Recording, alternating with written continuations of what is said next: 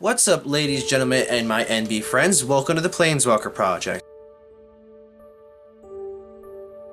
So today I want to talk about a commander from the Commander 2017 set that really didn't get a whole lot of attention. Today we're going to be talking about Wasitora, the Nekoru Queen. Wasitora is a 5/4 cat dragon for 2 generic mana and then 1 each of red, green, and black. She has both flying and trample, which are both excellent combat and evasion abilities, and whenever she deals combat damage to an opponent, that player must sacrifice a creature.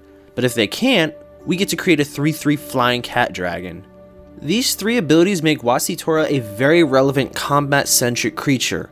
She aggressively taxes opponents of their creatures, which will keep their board states clear of any threats, and it'll open them up for further assaults by our creatures.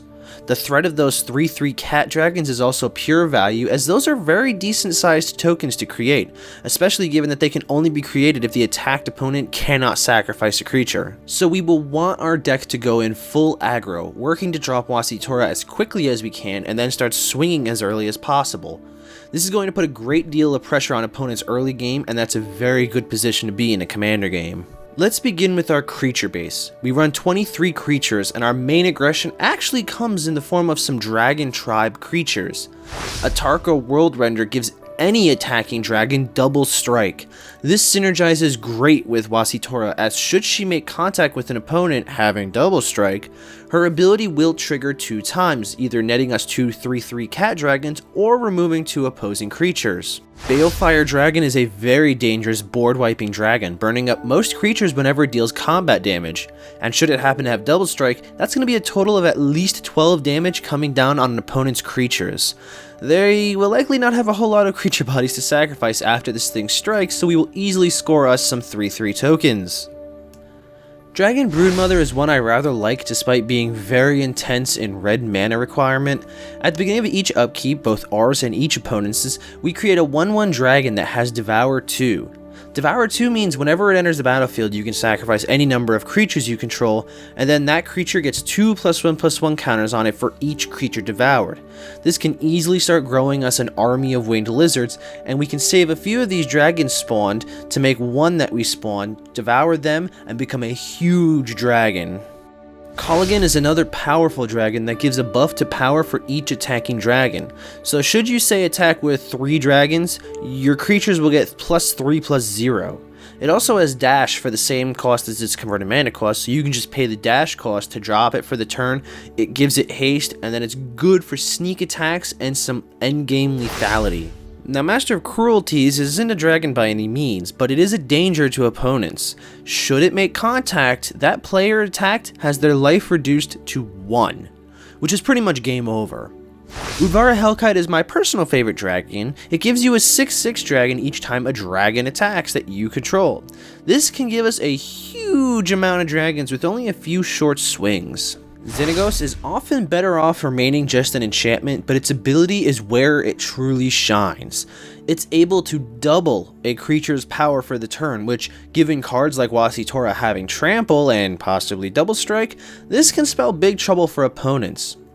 Now, we also have a few utility spells that will be useful for situations where we will need specific abilities. The classic Acidic Slime handles plenty of non-creature permanents, and equipped with Death Touch, it's a great partner in a pinch. Archfiend of Depravity will make opponents hard-pressed to cast their creatures, as whatever they spare from Wasitora's forced sacrifice will likely die to this. Creekwood Liege also gives nice buffs to our black and green creatures, and it spawns a creature token every turn. Our useful Dragonlord Servant and Dragon Speaker Shaman both lessen the cost of casting our dragons. These can easily reduce Wasitora to being only 3 mana, making it a deadly turn 4 drop. Harvester of Souls gives us card advantage as our creatures die, and again we have Death Touch to protect us in combat. It That Betrays is a very potent Eldrazi creature in this deck. Not only does it rock Annihilator 2, one of the most powerful keyword abilities ever printed, but any permanent that an opponent sacrifices that isn't a token, we get to take it to our side of the battlefield. I certainly hope our opponents aren't too attached to their precious creatures. Silvala, Heart of the Wild, offers us some card draw, as most of our dragons will likely trigger her ability. She also ramps, which is great late game as we get our bigger threats into play. Shaman of Forgotten Ways is my personal little gem found courtesy of Jimmy Wong. He ramps us 2 mana for creature spells, which is a godsend in a mana-hungry deck like Dragons. But the formidable ability is what works best in a deck like this, where our opponents will likely not have too many creatures left, bringing them down to make quick work of later. Sheoldred goes great in this deck, forcing an additional sacrifice of creatures during each opponent's upkeep. And then during our upkeep, we revive a creature. Since our deck wants to kill creatures, we will run a nice gallery of removal spells and cards to take advantage of creatures dying. Crux of Fate is a board wipe built for dragons, so as long as you don't have too many non-dragon creatures in play, which oftentimes you won't, your board will remain relatively unscathed as other boards will see their creatures go up in flames. Decimate blows up 4 things, making it extremely useful and versatile. Do make sure to hold on to this until you can maximize the impact, but don't hesitate to handle a threat you've assessed as a high priority.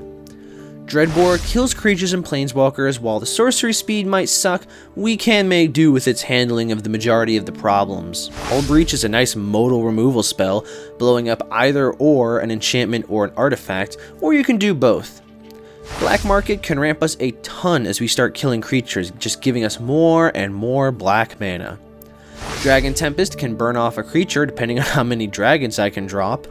Revel in Riches gives us artifact ramp and can act as a nice win con should we snag up 10 treasures. And then of course the standard Beast Within, Frozen Grip, and Putrefy to really wrap up our removal spells. The next section, and perhaps my favorite of any deck I run, is the ramp package. We want to include plenty of ramps so we can break out running earlier than our opponents, especially since the earlier Wasitora hits play, the sooner we can begin swinging at potentially defenseless opponents. Of course, Birds of Paradise is the iconic mana ramp dork, giving us any color we need for just 1 green mana. Sakura Tribe Elder can sacrifice itself to fetch us a basic land card, making it extra useful as a blocker and as a land ramp spell. Wood Elves enters the battlefield and helps you snatch up a forest card, which also is not restricted to only basic forests. Chromatic Lantern is perfect land fixing as it lets all of your lands tap for whatever color you may need. Darksteel Ingot is, again, perfect to tap for any color you need.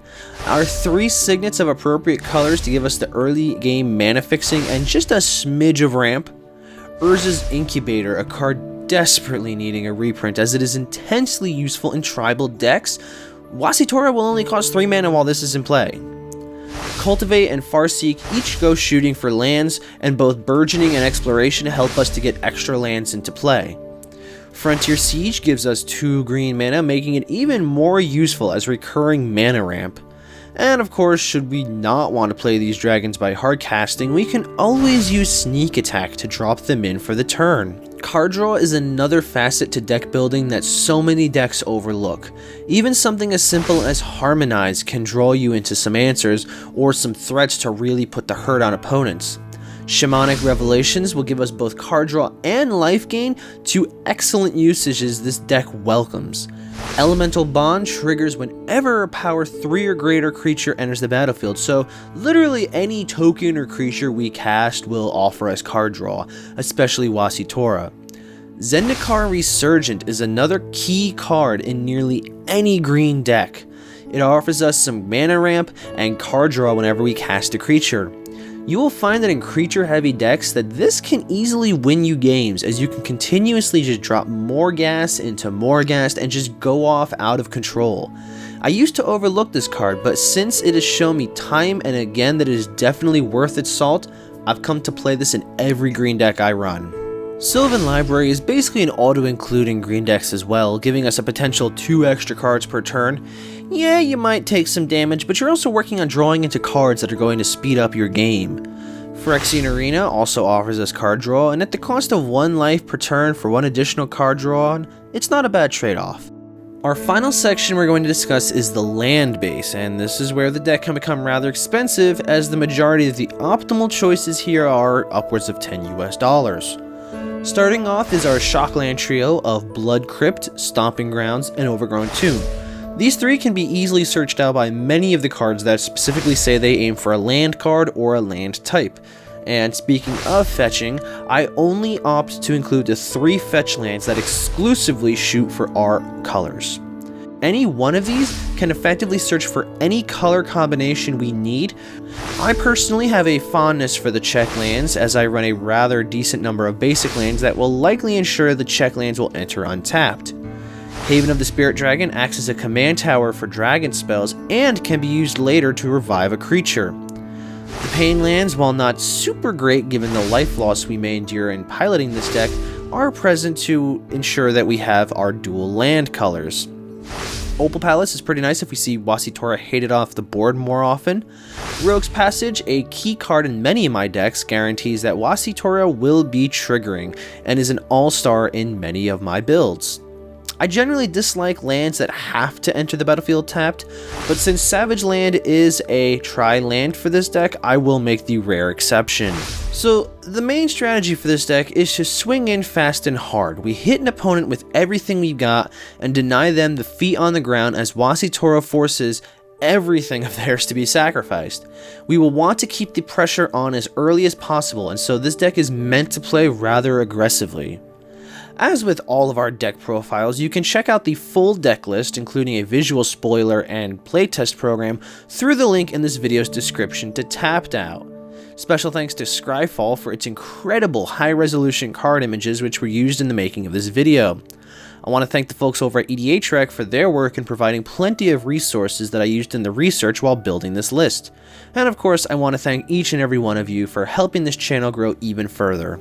I hope you enjoyed this video. If so, remember to tap that like button down below and you'll let others know that they should check this video out. You can also share this video to help others see it and help spread our audience to even greater heights. If you've noticed, we've been working diligently to improve our content. And if you'd like to help contribute, we do have a Patreon set up that's geared at upgrading our equipment to better gear. And as always, I'll see you Rockstars next video.